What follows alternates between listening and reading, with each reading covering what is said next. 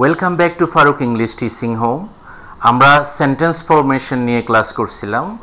আমরা লাস্ট 3 পার্টের মধ্যে দেখিয়েছি কিভাবে সহজ ওয়েতে সেন্টেন্স ফরমেশন করতে হয়, সহজে আমরা সেন্টেন্স ফরমেশন করে কিভাবে কথা বলতে হয়, স্পোকেন ইংলিশে কিভাবে ডিল করতে হয়। আমরা আজকে পার্ট 4-এ দেখব। আমরা বলেছিলাম গ্রামারটাকে কিছুটা অ্যাভয়েড করে ইজি ওয়ে কিভাবে আমরা স্পোকেনটা করতে পারি। ঠিক তদ্রূপ আমরা যদিও বা গ্রামারের ইস্যুটাও একটা আমরা মাথায় রেখে আমরা এগিয়ে যাব। যেমন আমরা এরই যে আমরা দেখিয়েছি টেন্সের প্রাইমারি ডায়াগ্রামের সাথে মিলিয়ে আমরা সেন্টেন্স ফরমেশনগুলো দেখিয়েছিলাম। তো আজকে আমরা দেখব কিভাবে কোয়েশ্চেন আমরা একসাথে করতে পারি। আমরা জানি যে যখন কোনো কোয়েশ্চেন আমরা করি আমরা দুভাবে কোয়েশ্চেন করতে পারি, একটা হচ্ছে ইয়েস নো কোয়েশ্চেন্স দিয়ে আর একটা হচ্ছে WH কোয়েশ্চেন্স দিয়ে। তা আমরা দেখব দুইটা পার্টে কিভাবে আমরা সহজেই করতে পারি। একটা হচ্ছে ইয়েস নো কোয়েশ্চেন্স আর একটা হচ্ছে WH কোয়েশ্চেন্স। আমরা ইয়েস নো কোয়েশ্চেন বলতে বুঝি কোনো স্টেটমেন্টের উত্তর যখন, কোনো কোয়েশ্চেনের উত্তর যখন আমরা ইয়েস এবং নো দিয়ে দিতে পারি তখন আমরা এটাকে ইয়েস নো কোয়েশ্চেন্স বলে থাকি। আবার আমরা যখন কোনো কোয়েশ্চেনের আনসারে কিছু এক্সপ্লেন করতে হয়, কিছু বিবৃতি দিতে হয়, তখন সেটাকে আমরা WH কোয়েশ্চেন বলে থাকি। যেমন আমরা এখানে দেখিয়েছি WH কোয়েশ্চেনের কিছু ওয়ার্ডসগুলো, কি ওয়ার্ডসগুলো what, when, where, how, why, which, whose, E T C এগুলো দিয়ে আমরা WH কোয়েশ্চেন্স করে থাকি। এই ক্ষেত্রে আমরা একটু ধারাবাহিকভাবে দেখব। যেমন আমি জেনারেলি আমরা যখন ওদিক দিয়ে টেন্স হিসাব যদি আমরা করি প্রেজেন্ট ইনডেফিনিটের ক্ষেত্রে আমাদের শুধু এডিশনাল অক্সিলারি ভার্ব আনতে হয়। প্রেজেন্ট ইনডেফিনিটে ডু, ডাজ, পাস্ট ইনডেফিনিটে ডিড।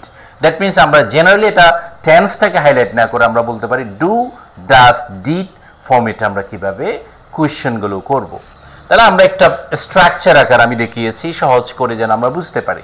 যেমন আমরা যদি ডু ডাজ স্ট্রাকচারে আসি তাহলে ডু ডাজ সাবজেক্ট, মেইন ভার্বের base form plus extension plus note of interrogation. তাহলে এখানে is a very important to understand how you're going to using do or does, then we need to of course observe main verb must we need to use base form.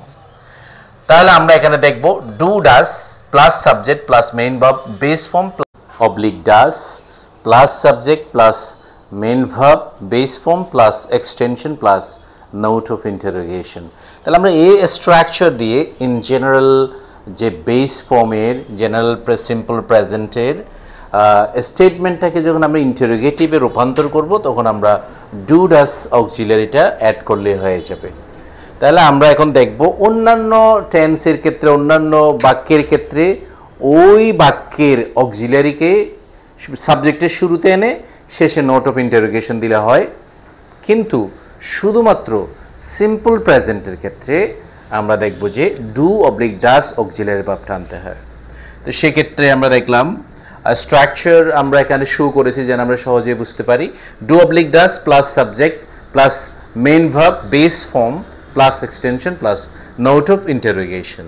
তাহলে আমরা general example দিয়ে আমরা একটা example দিয়ে সবগুলো structure আমরা show করব। যেমন হি ইটস রাইস, আমরা এই যে এস বাই ইএস এর এই যে ভাবের সাথে যুক্ত হওয়া নিয়ে পূর্বে ডিসকাস করেছিলাম।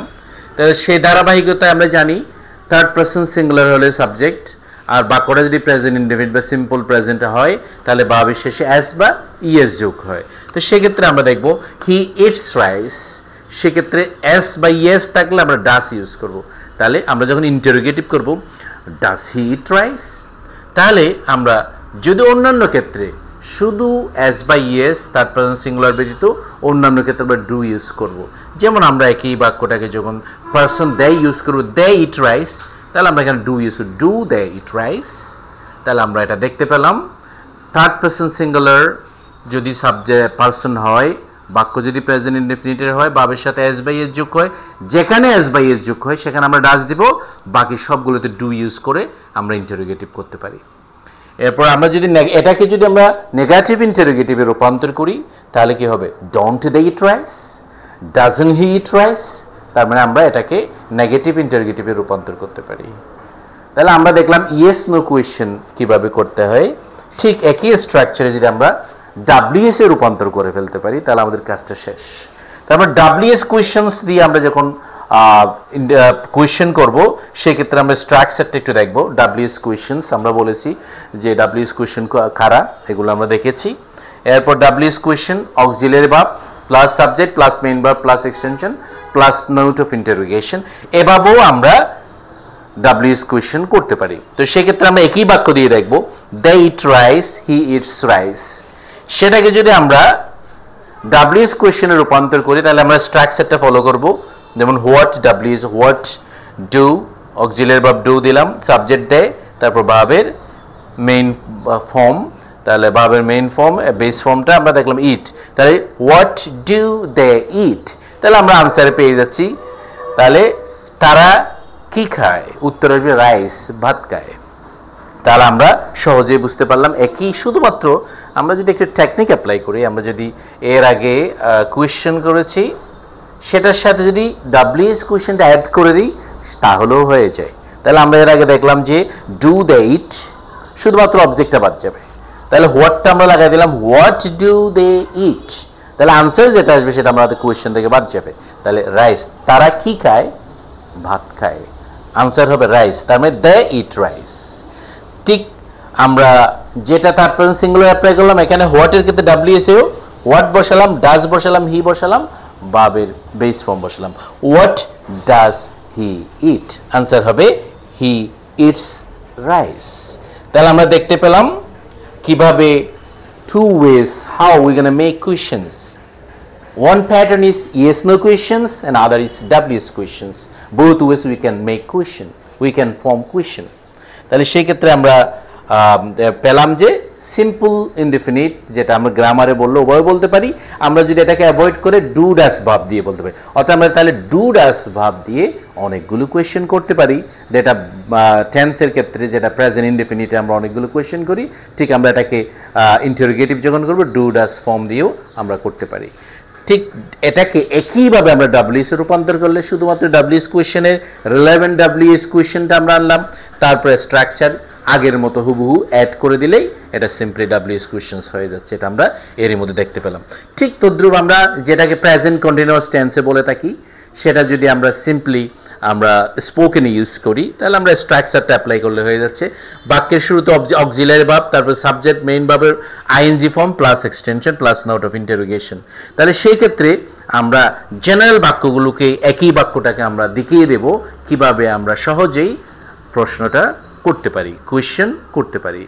তাহলে সেই ক্ষেত্রে আমরা দেখব he is eating rice, he eats রাইসটাকে আমরা কন্টিনিউয়াস প্যাটার্নে আমরা এম ইজ আর দিয়ে থাকি, ভাবের সাথে আইএনজি দিয়ে থাকি, object plus note of interrogation.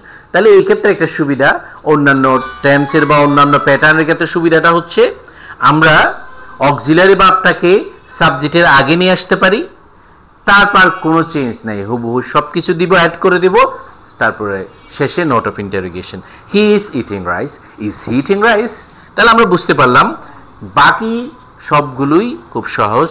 তাহলে অর্থাৎ পার্সন সাবজেক্ট দেখলাম, শুধুমাত্র সাবজেক্টের শুরুতে পার্সনটা আমরা যদি অ্যাড করি, শেষে নোট অফ ইন্টারোগেশন দিলেই আমরা অল টেন্সের স্ট্রাকচারগুলো আমরা ইন্টারোগেটিভ প্যাটার্নে নিয়ে যেতে পারি। তো সেক্ষেত্রে আমরা দেখলাম ইজ হি ইটিং রাইস, এটাকে যদি আমি নেগেটিভ ইন্টারোগেটিভে রূপান্তর করি ইজন্ট হি ইটিং রাইস, তাহলে তোমাদেরকে খেয়াল রাখতে হবে আমরা নট যে প্যাটার্ন ডাজন্ট, ইজন্ট, ডোন্ট, এই যে কন্ট্রাক্ট ফর্ম, এটা অবশ্যই অবশ্যই কন্ট্রাক্ট ফর্মে রাখতে হবে, কারণ না হলে ইন্টারোগেটিভ অ্যাপ্লাইটা অ্যাকুরেটলি হবে না। আদারওয়াইজ আমাদেরকে যেমন ইজন্ট হি সেটাকে যদি আমরা জেনারেল নিয়মে অ্যাপ্লাই করি ইজন্ট হি, তাহলে আমরা দেখলাম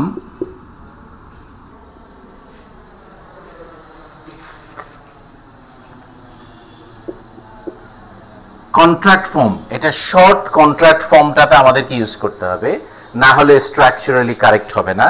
যদি আমরা সেটা না করে ইজ নট হি এভাবে করতে চাই তাহলে আমাদেরকে করতে হবে এভাবে is he not, otherwise question ফরমেশনটা একুরেট হবে না। এরপর আমরা একই ওয়েতে যদি ডাব্লিউএস কোয়েশ্চেন অ্যাপ্লাই করি তাহলে আগের মতোই ডাব্লিউএস কোয়েশ্চেনটা আমরা টোটাল ইন্টারোগেটিভ প্যাটার্নের পূর্বে হোয়াটটা বসিয়ে দিয়ে আমরা ডাব্লিউএস কোয়েশ্চেনটা বসিয়ে দিলে শেষে নোট অফ ইন্টারোগেশন দিলে ডাব্লিউএস কোয়েশ্চেন ইজিলি হয়ে যায়। তাহলে আমরা দেখবো what auxiliary verb subject main verb extension note of interrogation. তাহলে আমরা যেটা করলাম he is eating rice, is he eating rice. আমরা যদি ডাব্লিউএস কোয়েশ্চেন করি হোয়াট ইজ হি ইটিং, আনসারটা শুধু আমরা বাদ দিব what is he eating, that means answer হবে ইটিং রাইস। Thank you.